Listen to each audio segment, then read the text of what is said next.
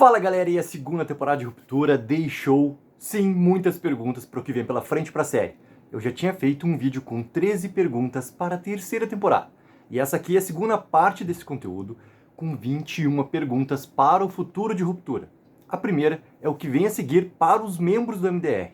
A pergunta mais óbvia, sobre o final da segunda temporada, ela é simples. O que vai acontecer a seguir?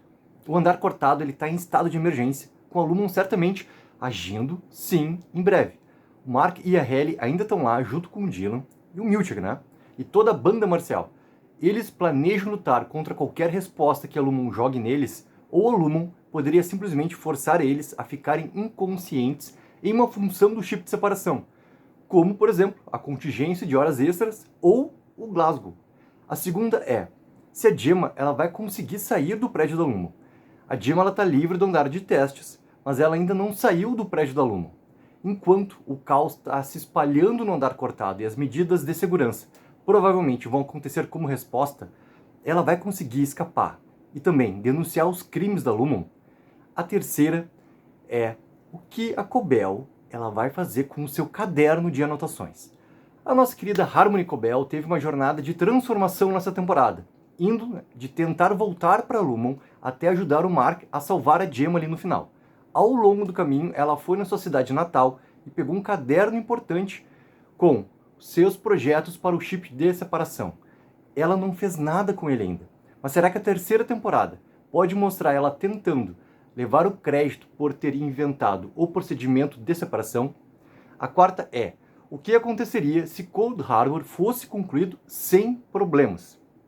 O teste ele não foi concluído por completo, porque o Mark invadiu a sala e salvou a Gemma. Mas o que teria acontecido se o teste tivesse corrido como planejado? A Cobell deixou claro que eles iriam matar a Gemma e coletar o seu chip, mas e depois? O Dr. Mauer disse para Gemma, lá no episódio 7, que, quando ela terminasse, ela veria o mundo novamente, e o mundo veria ela. A Gemma teria sido usada como uma figura de demonstração para o próximo estágio do plano da Lumon. A quinta é, sobre qual é esse objetivo final da Lumon? Entre todos os cenários que a Gemma encontra nas salas do andar de testes, tem o foco na barreira de separação. E parece que a Lumon ela quer criar uma maneira para as pessoas se separarem de toda e qualquer dor, incluindo o luto. Isso se alinha com a descrição do Sr. Drummond da guerra eterna contra a dor do Kier durante a cena lá do bode. A grande agenda do Kier está criando um mundo sem dor. Só que Ruptura, sendo Ruptura, a gente só pode simplesmente ter recebido parte dessa história. Pode ter um quadro muito maior ainda.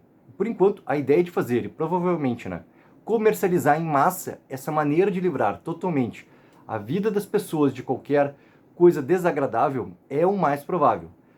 Especialmente porque fazer isso forçaria internos a viver em ciclo de dor ininterrupta.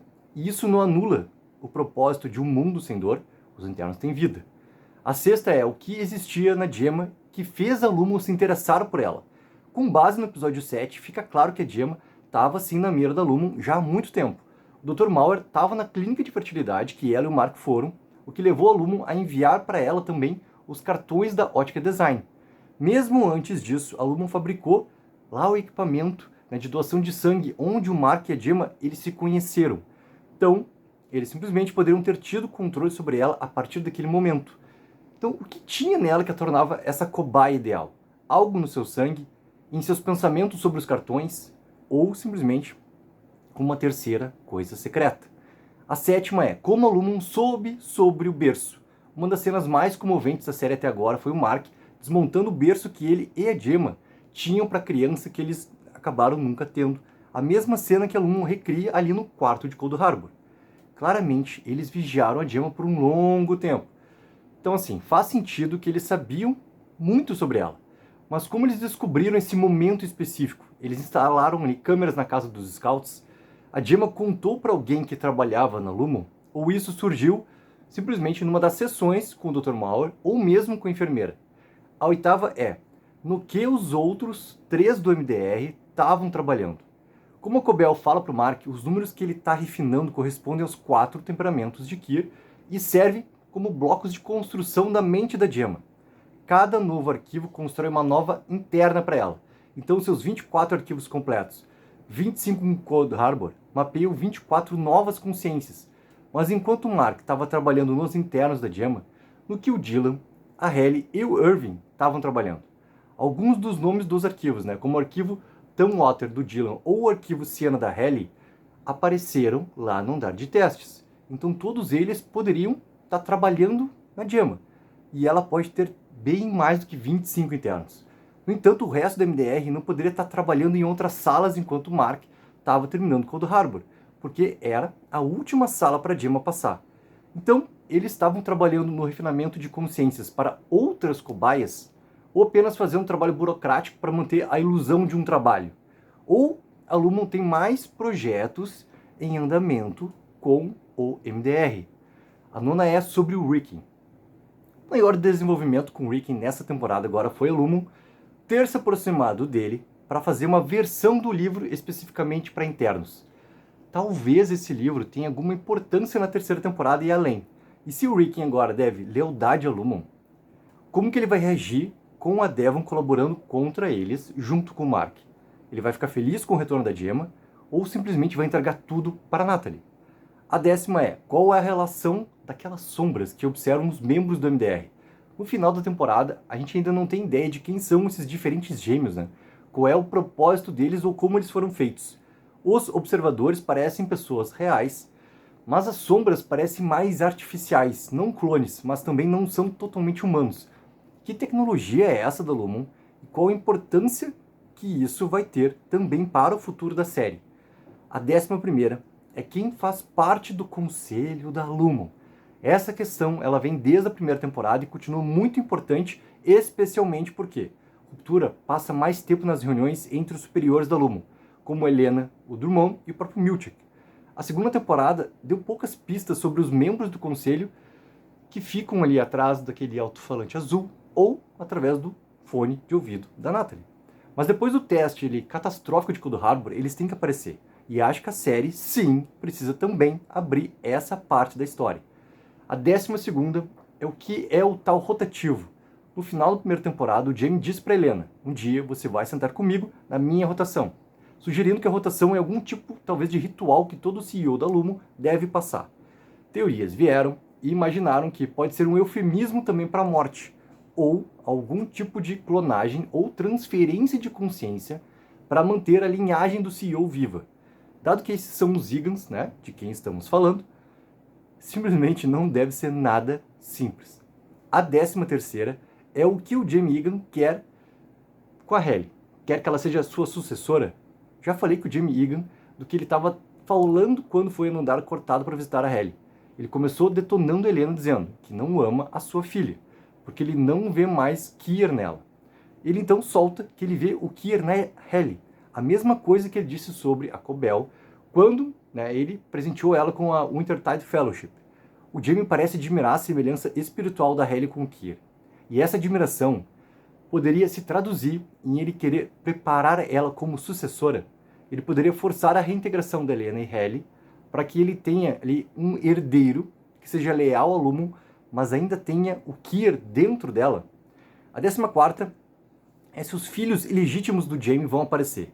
Então, primeiro, quem são esses bebês Egans, E eles vão aparecer nessa terceira temporada. A 15ª é se veremos a Hueng de novo. A segunda temporada, ela se despediu da Hueng lá no episódio 9, com o Milchick mandando ela simplesmente lá para a Noruega. Isso é tão distante da onde está o MDR que é quase impossível pensar que a gente vai vê-la de novo. Só que fica a pergunta, qual foi o propósito dela na história, além de mostrar o paralelo, por exemplo, que a Cobell viveu? A 16ª é se a gente vai ver o trio que assumiu o MDR lá no início da segunda temporada de novo. Apresentados e prontamente demitidos na estreia da segunda temporada, o Mark W., a Gwendolyn e o Dario eram amostras para a vida em outras filiais da Lumon. É duvidoso que a Lumon trouxesse eles de volta depois da rebelião total dos internos de agora, mas tem aquela reação cética do Drummond no episódio 2, sobre o Mark W. e a Gwendolyn terem vindo da filial 5X. O que aconteceu nessa filial para ela ser fechada? A 17ª é para onde foi o externo do Irving e se ele vai voltar. Claro que a ausência do Irving nesse final se resume ao fato de que o Burt o enviou no trem para longe da cidade de Kier pela sua segurança. Mas para onde ele foi? E ele vai voltar? Não tem sentido esse ter sido o final do Irving, e o próprio Ben Stiller ele já falou que esse não foi o final simplesmente da história dele. A 18ª é para quem que o Irving estava ligando. Outra pergunta sobre o Irving que ainda não tem resposta. Quem é a pessoa misteriosa para quem ele estava ligando lá no telefone público? Como eles se conectam à investigação do Irving, dos funcionários da Lumon e as ligações entre acidentes, acordos e indenizações. A indenização tem sugerido a investigação do Irving desde o final da primeira temporada. Então talvez a gente saiba mais sobre o seu trabalho na terceira agora.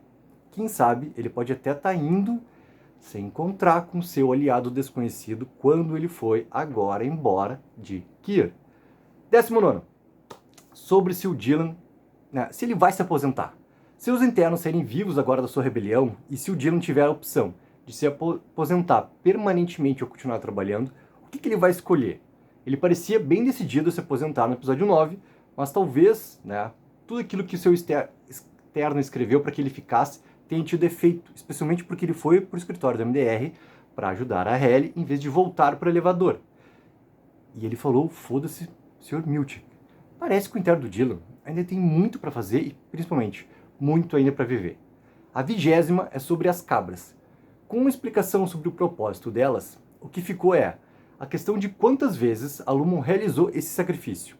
E as cabras, elas eram cobaias antes das cobaias serem internos, como a própria Gemma, ou eram parte, simplesmente, de outros projetos da Lumon também.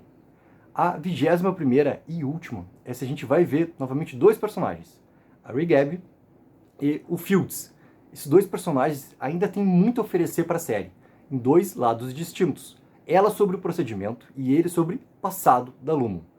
Então, galera, aqui são 21 perguntas para esse futuro de ruptura. Coloque mais nos comentários. Qual outra pergunta que eu não coloquei aqui que deveria também estar nessa lista? Não esqueçam também de dar aquela mega ajuda de curtir o vídeo e assinar o canal. Tech04, viva o sonho aqui!